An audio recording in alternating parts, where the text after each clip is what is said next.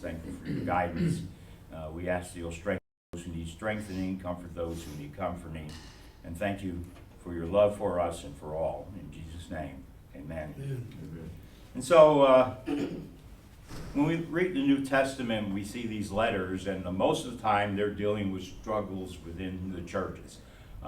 Why we believe something, how to get along, some of the conflicts, and then the application to what we can do about it. And Romans and 1 Corinthians talk about idolatry to some extent. And so when you think about it, it's not just for the churches. It's how to live in the world, to go out and teach, or to go out and live in the world and practice these things, love one another, respect one another, how can we help one another, just things like that in the society that we're in, and the idolatry. And this became influential in a number of ways. I don't think we see massive rallies or what we would call gospel meetings. I think what we see are people just living every day and being different, and their neighbors looking at them and saying, why are you so changed? Why do you accept this strange religion, these strange gods? And then opening up for discussion, for talking. You know, Paul, when he went to, when he was at Athens and spoke on Mars Hill, the first thing he didn't go up there and say, I'm going to quote Isaiah 44, which is a mockery of all idolatry. Rather, he said, you're a very religious people. And so he opened up with the idea, I respect who you are. Now let me tell you about the God I believe in. And he didn't attack their gods. He explained who God was and how that can influence people around him. And so whatever book we may be reading, whether it's Romans again or 1 Corinthians, Ephesians, Philippians, whatever one, we see these practical ideas of going out into the world and not just in the churches, but in the world, how we can get along.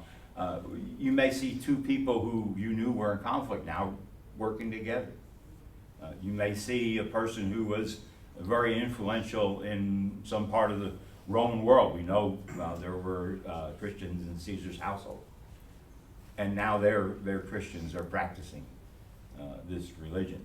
They weren't perfect at it. We're not perfect at it. They struggled. We struggle. But they were influential in a number of ways, quietly. And that's maybe where we sometimes think we got to go out and, be very aggressive, when we can be impact those around us by the people we come in contact with. We all come in contact with people no one else comes in contact with.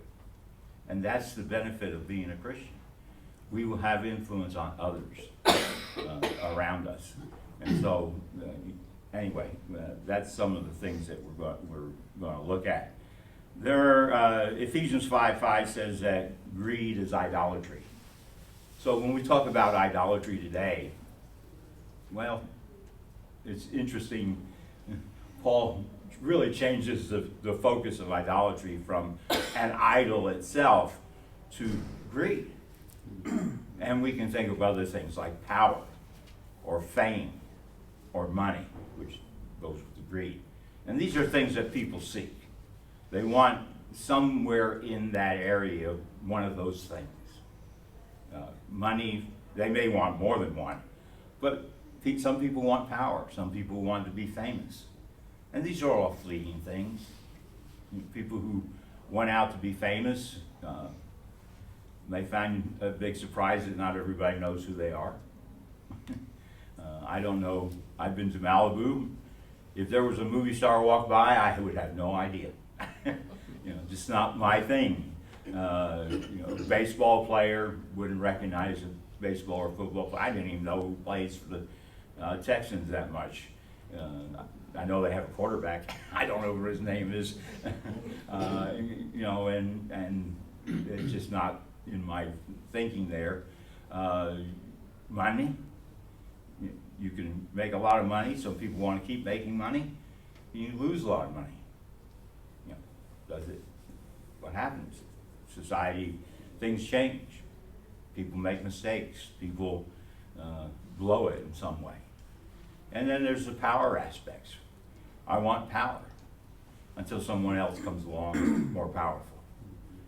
Or you lose power in some way. And so we have these idols, but they're not like we build statues to them, for the most part. Maybe some people do. But we have these different things that we look at. So power, fame, and fortune is something that people are attracted to. That as Christians, we realize power that's not the type of power we want, control and over others, but rather we want to give God's power to people. We want to recognize God rules, that He's the one that we need to appeal to. And we do that not as one who seeks it, being powerful, but as one who is humble and willing to serve. And it's in service that real power comes to light. And we see that in Jesus, we see that in others in the Bible. So those are some of the things that we find. Yet today, idolatry can be very subtle.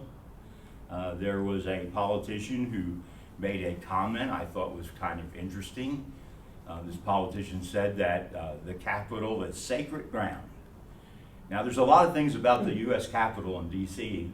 that I can talk about, but sacred ground is just not one of them. Okay, that does not come to mind. It's a building. There's a lot of nice things in it. It's a nice place to visit, but it's not sacred ground. It's just a building. And sometimes we get carried away with how we say things, and then maybe we better be careful what we're saying in those areas. And it's just like this past Olympics. A broadcaster was watching a athlete get ready for the high jump, and this woman was standing there with her hands up. And so the commentator says, why, she's praying to the gods of the Olympics, to the gods of the sport. And you know, that was sort of went passing by. Come to find out, she's a Christian and she was praying to God. How do you miss things, you know, and how do you view things? And so we may just people may innocently say the gods of whatever, and it's some sport or business or whatever might come along. And I know there's some sayings that people use, and you'll hear it on in sports or on TV every once in a while.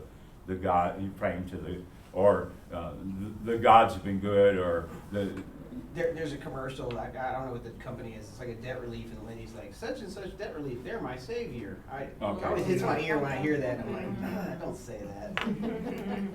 Yeah, there you go. We have these subtle things that we say.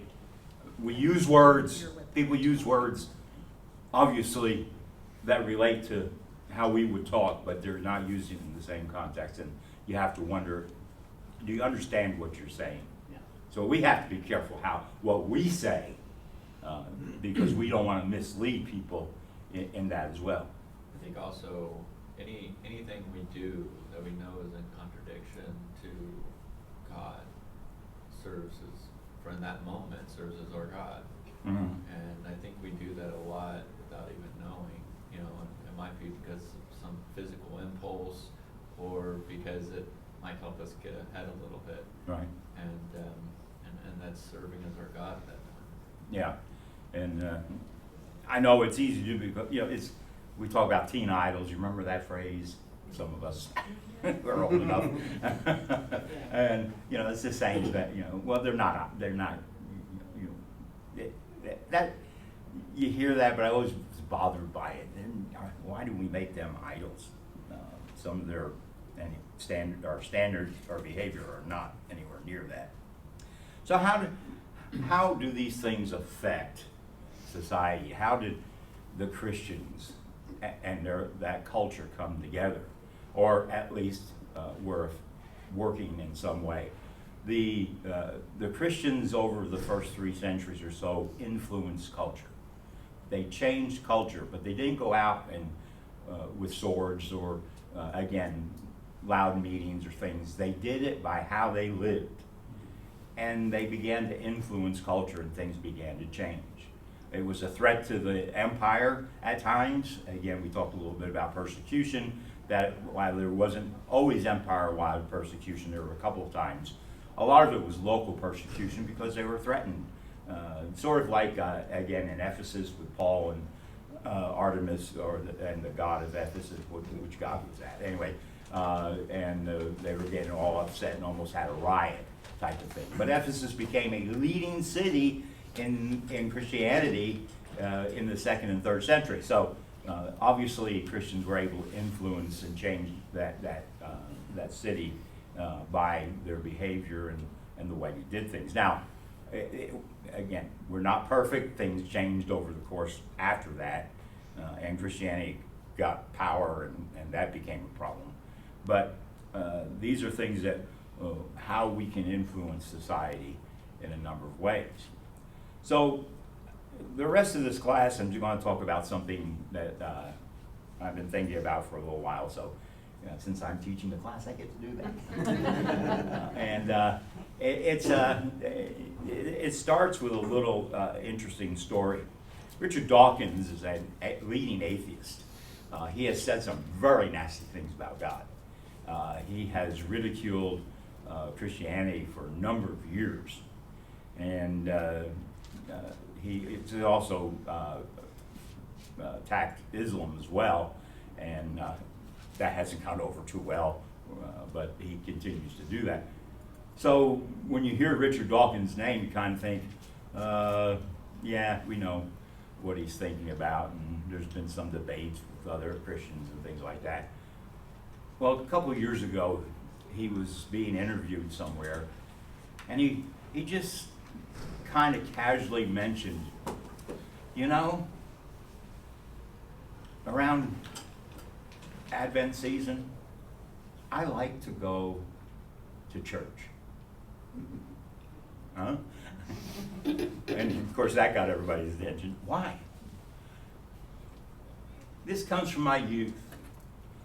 I heard the songs, the music, and again, this is high church, so it's a little bit different than what we're familiar with, and the stories that were told, and they just make me feel good. They make me just recall maybe youth, or they just draw me in to a different level than I normally think about. And then he made a statement. I may be a cultural Christian. Okay, well that's what we're going to talk about. What is a cultural Christian? And this can go good or bad. Okay, so it's not defining the term in any central particular way. It's how it's used by the individual using it. It's taking 2 words, cultural and Christian, and putting them together, and everybody goes, "Oh, a new thing." Well, not exactly. While it may be a new way to put 2 words together, it's something that has been around for years or centuries. And the one illustration, I had several, but the one I'm interested in is Søren Kierkegaard, a Danish philosopher in the early 1800s, looked at his society. He watched people walking around and said, Christianity is having no effect on anybody. They're just doing what they want to do. And so he ended up writing about existentialism and whatever developed that. I think that was probably a very limited view of society at the time, an assumption he made. But anyway, so that was one of the things that were going on. Then it's not something new, it's just a new way of saying it. What is cultural Christianity? Well, I don't exactly know where the phrase came from, but I think it comes from a book by Tom Holland. He's a British historian. The book's name is Dominion. And what he's done is he has written this 600 plus page book and looked at Christianity in Europe and how it has impacted Europe over the 20 centuries. And he just looks at different things in different ways. One of the interesting chapters that drew my attention is the chapter entitled The Somme, S-O-M-M-E, which is a famous World War I battle. The first day of the battle, 40,000 British soldiers were killed. It was one of the most massive, bloodiest battles of World War I and possibly history. It ended up being almost, when you look back at it, one side throwing their troops against the other side, and then the other side throwing them back, throwing other troops back. And when it was over, over 1 million men were dead. It was a horrible, horrible battle.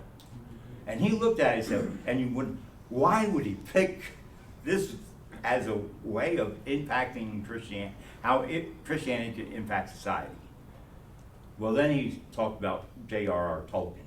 Tolkien was a British artillery officer during the battle. He developed trench fever, ended up back in England in a hospital for about a year, finally recovered from that. And he goes on to talk about Tolkien studying Norse history and things like that. And finally, he started writing a little book called The Hobbit, and then followed that up with Lord of the Rings. And he based his book partly on his experience in World War I and his Catholic upbringing. And a lot of, while he said this is not a Christian book, it is filled with those types of ideas. And why is Lord of the Rings so popular? That it's been sold over and over and over again in the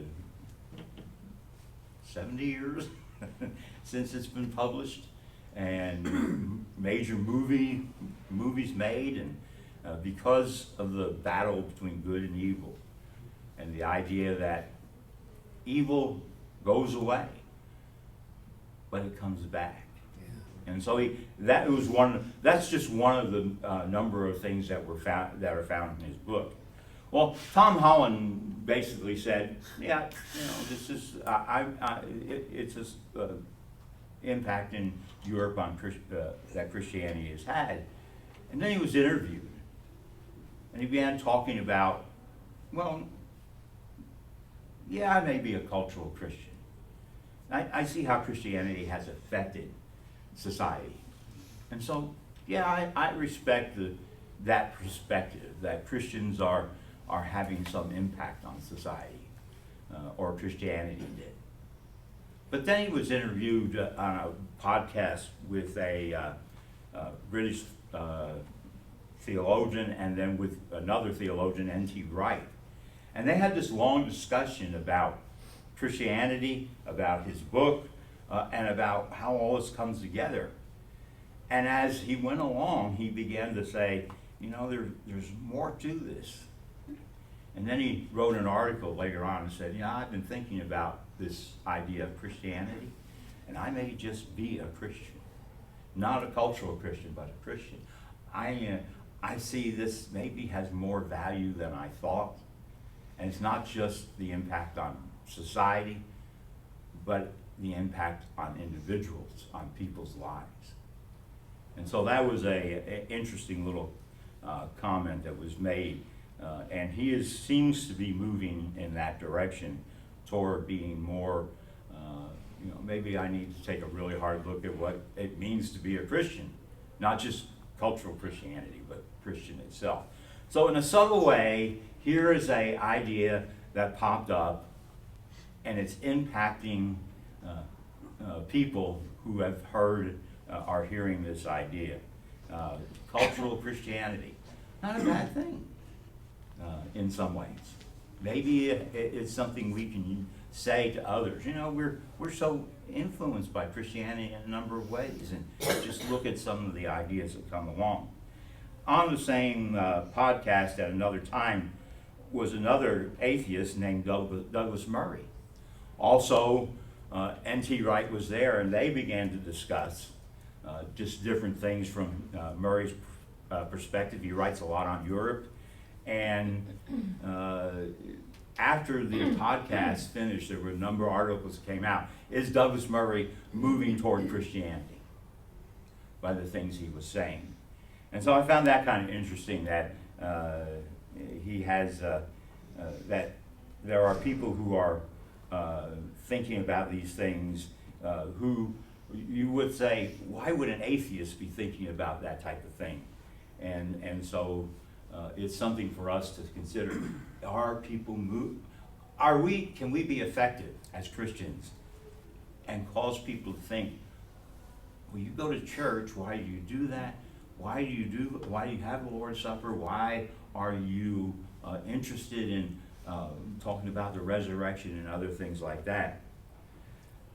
Then there's and these are anecdotes, okay? So this is not, I don't know, this is going to be a movement. I don't know how this is going to affect things, but another one is Jordan Peterson. He's a Canadian, if you've probably heard of him. Yeah. He's written a couple of books.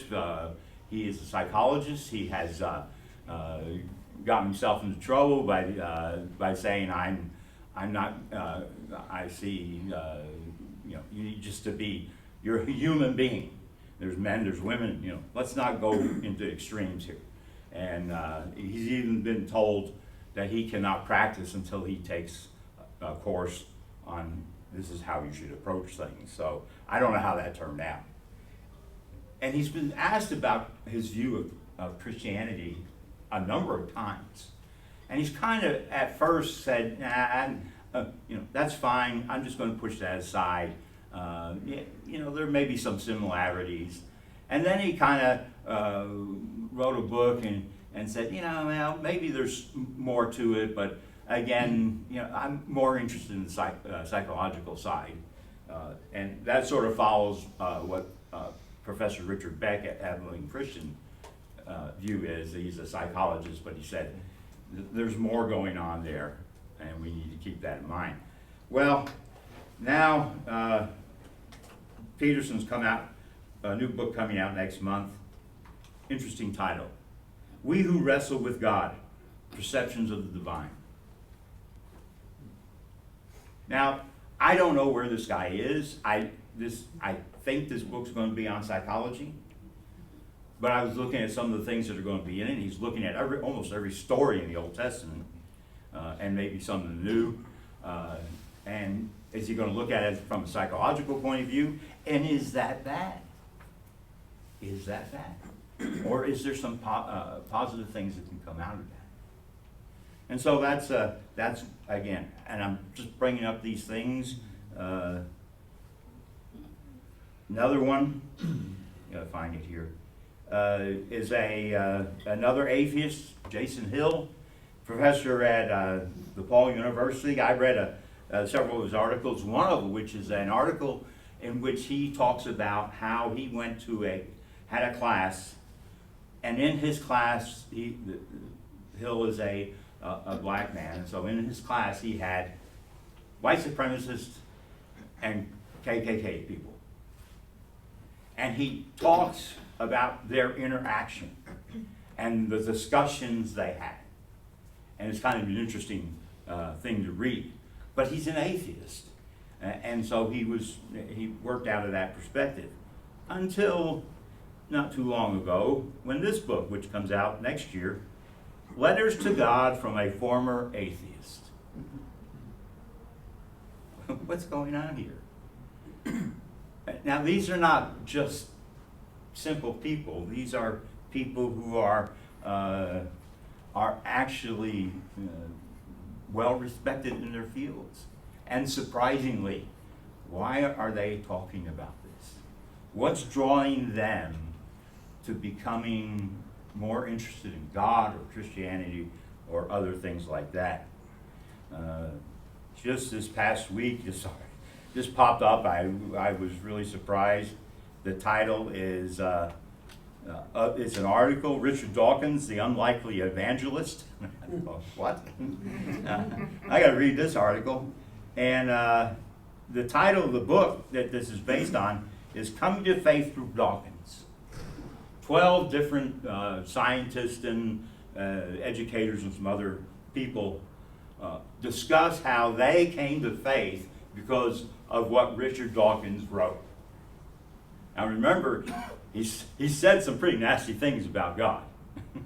So they're looking at his material, and they have come to faith because of what Richard Dawkins wrote. Even there's that famous magician Penn Jillette, Penn and Teller. He's famously atheist, and then there's the story about the person that gave him the Bible, and he actually looked at it, and he encourages evangelism. He's not religious, but he at least respects Christians and doesn't trash.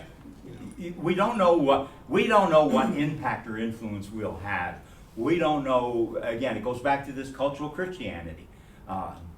Who influenced these people in Caesar's household? How do you find some of the politicians of Rome coming and becoming Christians? Others who said, I want to hear more about Jesus. And so there's all these kind of things that are going on in society. I mentioned Richard Beck a few minutes ago.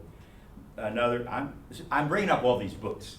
I don't expect you to buy them, but it's helping me to kind of see an impact of how, and in a quiet way, not in a way that just blasts everything, but in a quiet way of how we are influencing people to look at God and Jesus and the Bible and things in a different way, or to be drawn in to look at that and see what's going on. Well, I remember back in the 70s, early 80s, there was a man who was atheist, and he was out to prove that everybody else was wrong, and he ended up being a Christian. Right. C.S. Lewis. No, So many. John John Clayton, yeah. Another book, I apologize I'm bringing up all these books, but they just the titles and some of the article I've read around these titles interest me. The global south, which would be Africa, South America, Asia, the church is growing. People are coming to Christ. People are seeking out God in many ways. But these people will have idols, so there's that interaction there. They believe in river gods. They believe in other types of gods and demons and things like that. And two books, there we go with books again. One by Richard Beck out of ACU, and one that just came out by a fellow named Rob Dreyer, who used to write for the New York Times, moved to Louisiana, has been writing about Christianity. He's a member of the one of the not Episcopalian, but anyway, something connected with the Church of England. And he wrote a book called Living in Wonder, Finding Mystery and Meaning in, let me get the rest of the title there, Mystery and Meaning in a Secular Age. And he's looking and saying, both Beck and him call it enchantment. We've lost the enchantment. We're scientists. Take the science. Enlightenment, the idea we know. And so we have science proves this, science disproves that, and so forth and so on. And he said, we've lost that mystery.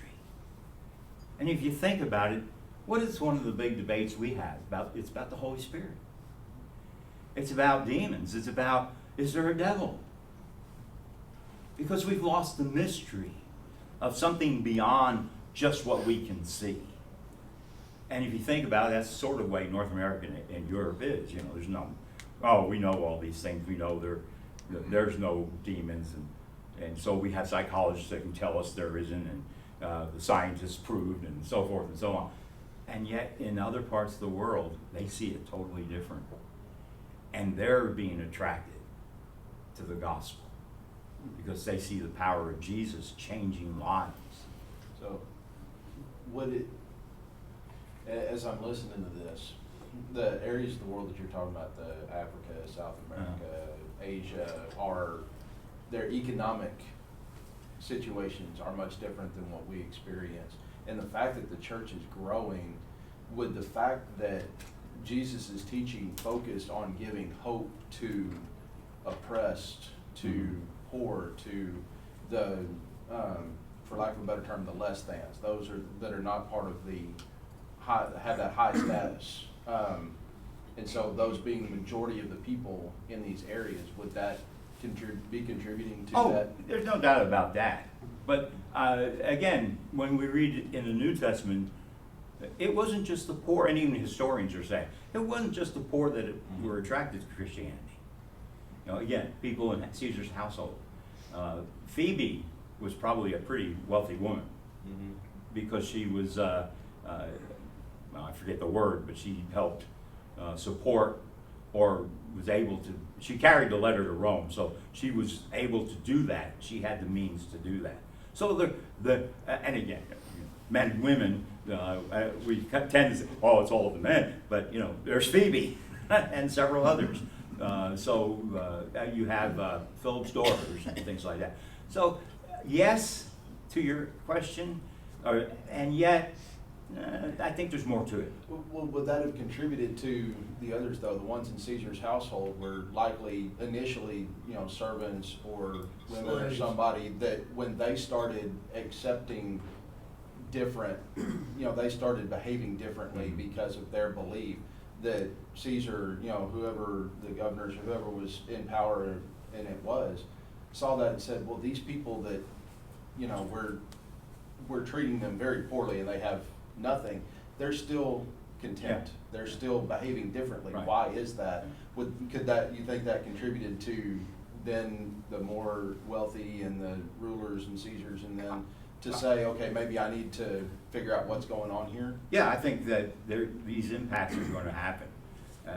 People are going to look and say, that's not the type of servant.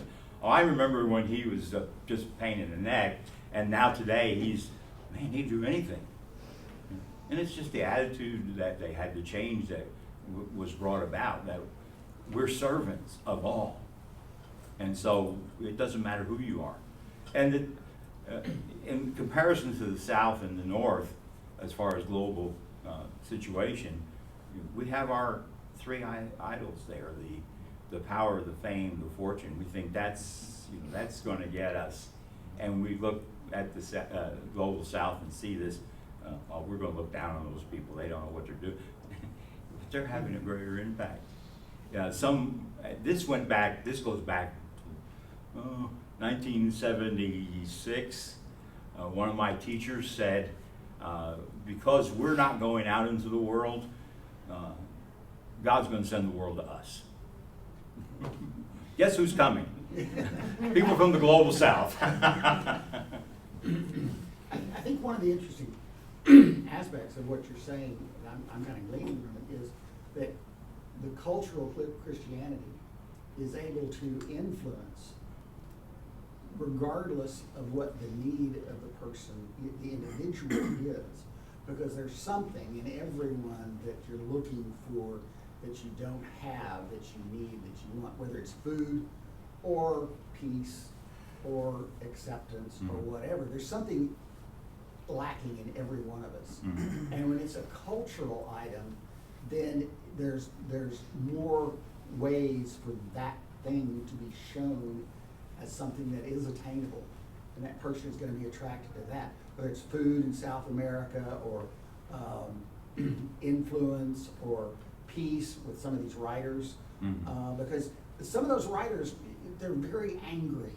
They're just very angry, and it just comes through in their writings.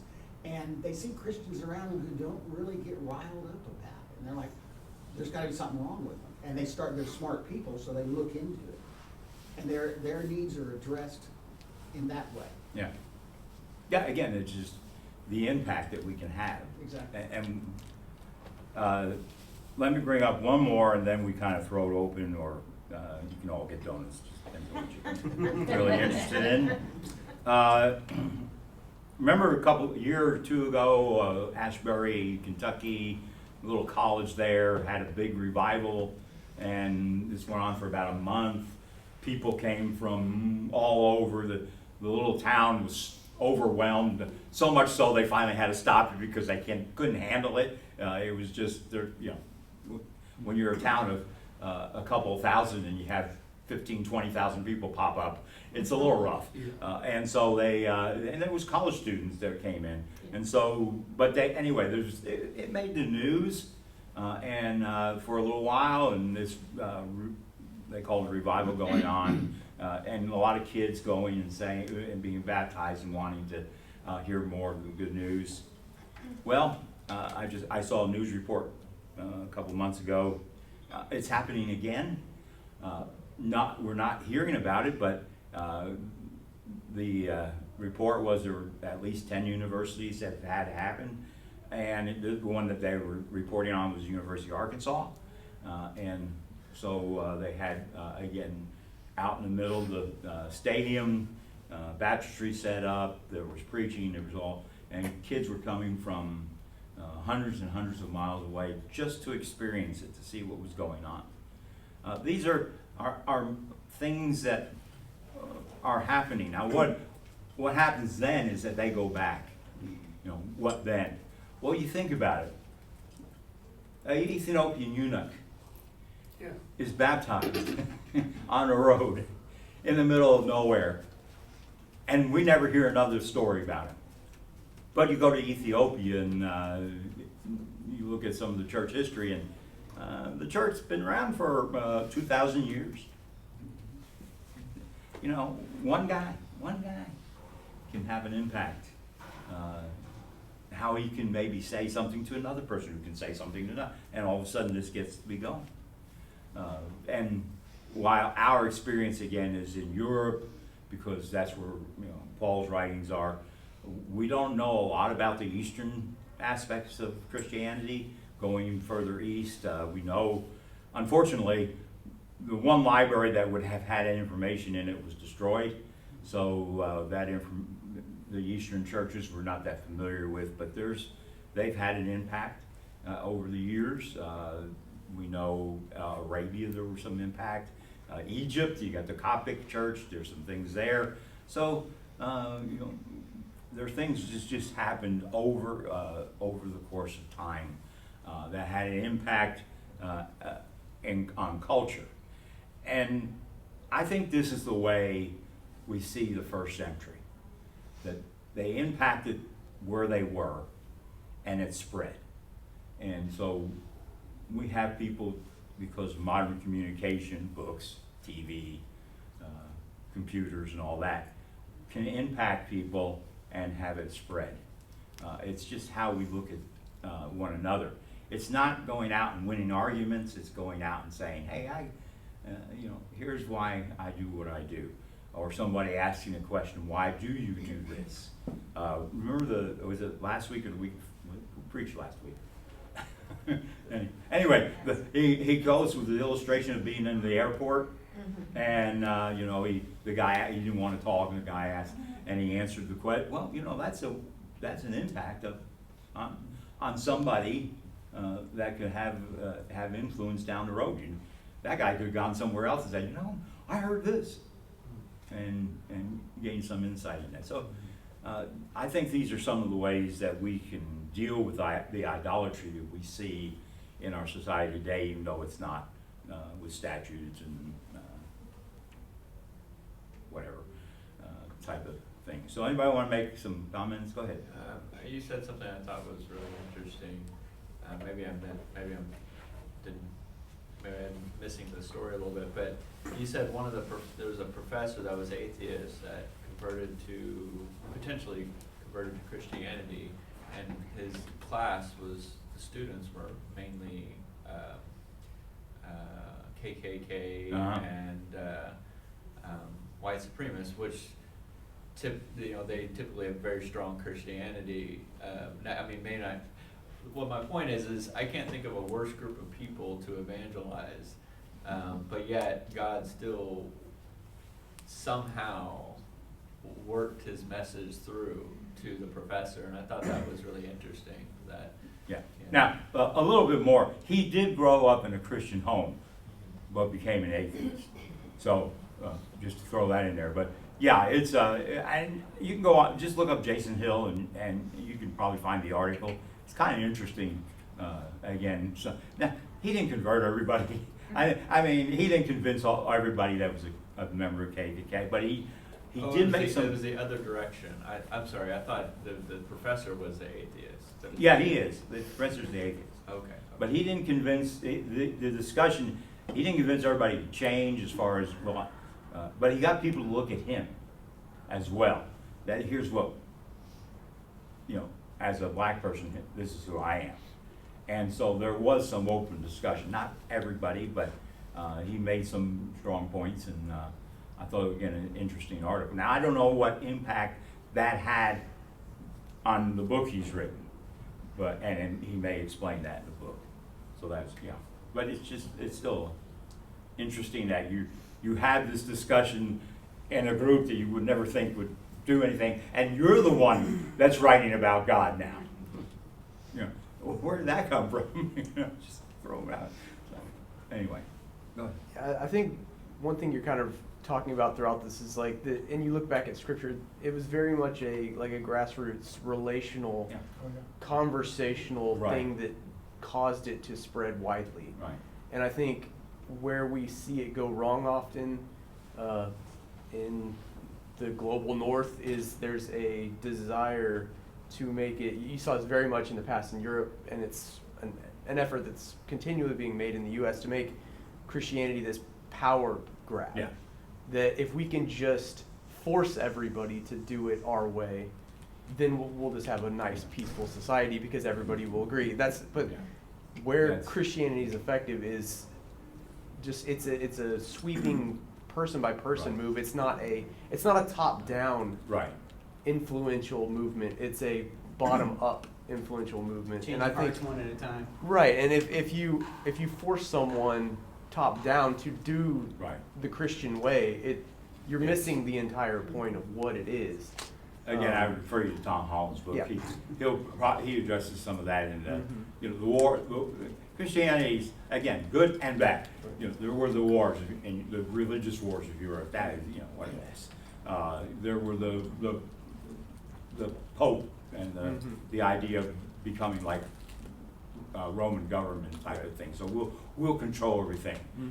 Even in the Protestant world, we rule this city. Yeah. So you do what we tell. No, it's not what it's Right. about. It's not about power. Right. And I think that's again, the three idols that we see throughout history: power, money, and fame. Power is, we've got to resist power. And we see it even in the church sometimes. People want power. What can I control? And that's not what it's about. It's about relations. It's about getting along. It's about how we can help one another and how we can encourage one another. So anyway, I don't want to preach too long.